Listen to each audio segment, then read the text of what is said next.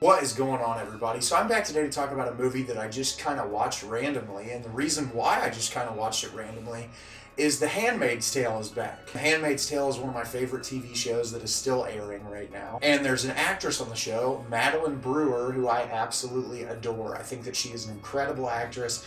She's given an amazing performance in the TV show. I watched her film Cam from a couple years ago and was really impressed with her performance, and it seems like whenever she pops up in anything, I really love it. And this film was released in 2018, and I'm not sure how I didn't hear about it, and the movie I'm going to be talking about today is Braid. Braid is directed by Mitzi Peirone. Two drug dealers on the lam seek refuge inside their mentally unstable friend's mansion. But in order to stay, they have to participate in her elaborate and increasingly dangerous game of permanent make-believe. So this film is fascinating, and the reason why is it's incredibly surreal and abstract, but in a way that's not difficult to piece together. You kind of get the gist of it pretty early on. You have these two girls who they're super close. They live in New York City, and they're selling drugs to people. We don't know a whole lot about their lives other than what's implied. They get on a train at one point. The train conductor tries to get their tickets from them. They hadn't actually purchased tickets, and he calls one of them goddess or something, so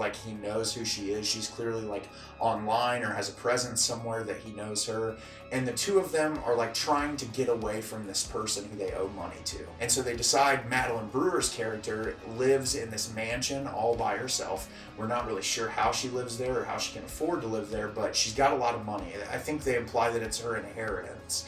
And so they're going to go visit her, but they say that the only way they can do it is if they play her game. And one of the girls, when they go in, has to act like Madeline Brewer's daughter, and the other one has to act like the doctor that is coming to work on them. And it's this really messed up game that they have 3 rules, which is everybody has to play the game, no one can leave the house, and no strangers are allowed in. And she makes them put their cell phones in the mailbox outside and padlock it. At first it's really weird. It's super uncomfortable. You can tell that the two girls aren't really into it. They're not really sure why she's still doing it, because this was something they did when they were younger.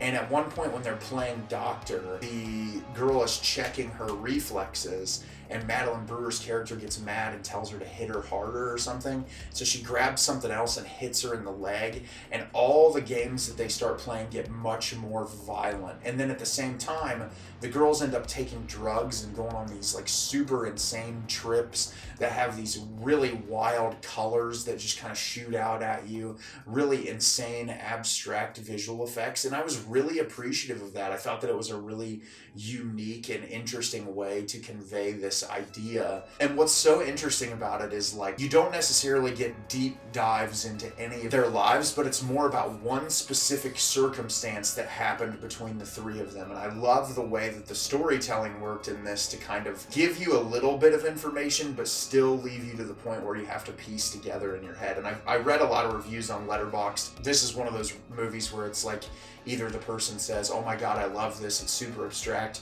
or the person that says, "This makes no sense, I don't understand it."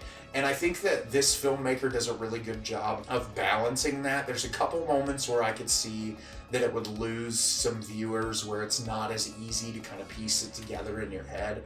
But I still really enjoyed this. I think Madeline Brewer's performance is absolutely incredible. The other 2 girls that are in the film also do a really fantastic job. It's just this really interesting idea of the human psyche and what lengths people will go to for money or to get out of a certain circumstance. And then this bond of friendship that was built based on this really disturbing game that they play together. And the direction that the 3rd act takes really took me by surprise. I did not expect it to kind of end up where it ended up, and I'm actually really glad that it ended the way that it did. It really took me by surprise in the best way possible. And this one is one that I feel it's better if you go in blind. It's streaming for free on Tubi right now. I'd highly recommend just going and checking it out, especially if you're into more abstract, weird films. I think this is one that'll be your cup of tea, and it's just something that I'm not gonna quit thinking about for a long time. It was really wild. So have you seen Braid? Did you love it? Did you hate it? Leave me a comment down below and let me know what you thought. I thought this movie was absolutely amazing. It was definitely one that I did not expect, and I'm really looking forward to revisiting this one again in the near future. As always, if you can like the video and subscribe to the channel, it helps me out a lot and lets me know the type of content you're looking for. I'm always putting out new material and look forward to getting more out for you in the near future. And as always, everyone, thank you so much for watching and have a great rest of your day.